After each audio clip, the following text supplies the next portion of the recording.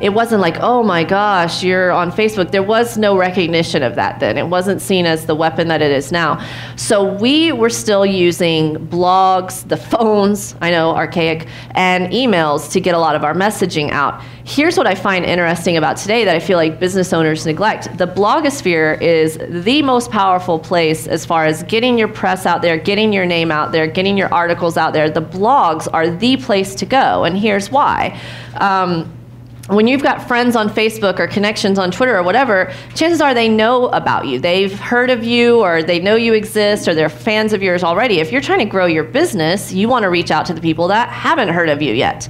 So one of the best ways to do that, in my opinion, is to syndicate some articles about yourself, meaning write an article positioning yourself as an expert in whatever, and then go to blogs that already have an audience and say, hey, I wrote this piece, you know, can you publish it, and so on and so forth. To a real blogger that is monetized their blog, that's making money from their blog, to them, you just gave them free inventory because they can now charge for advertising and what have you.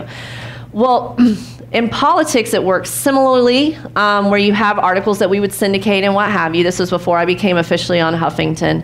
And that's all well and good, but what people neglect are the comments sections, because how many of you read the newspaper online and then scroll down and say, yeah, what's the real story? And you read what's happening in the comments section.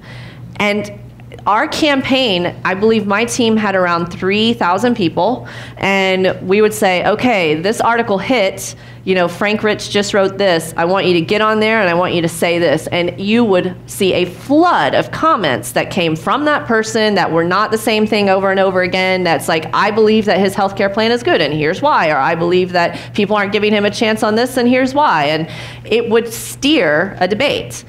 And it's a little bit frightening because the media is being manipulated, because a lot of times what happens as journalists get downsized and you don't have as much time and you've got to figure out what's a good story and what's going to get us good traction. You go to the blogs and you see what's getting momentum and you report on that. They're pulling their reporting from the blogs.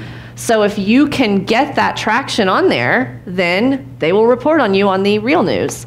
And there were many times that I was sitting there on the couch with my kid playing, you know, and I'm like feverishly working online or what have you, and the CNN ticker would say, 50% of people disagree with Obama's healthcare plan. And then we'd get to work and less than 45 minutes later, bloop, 50% of people, you know, nearly half of all Americans agree with President Obama's healthcare plan. I mean, you would see the ticker flip to what you wanted it to be. And I was like, oh my gosh, I have no idea what I'm doing, but this is fun.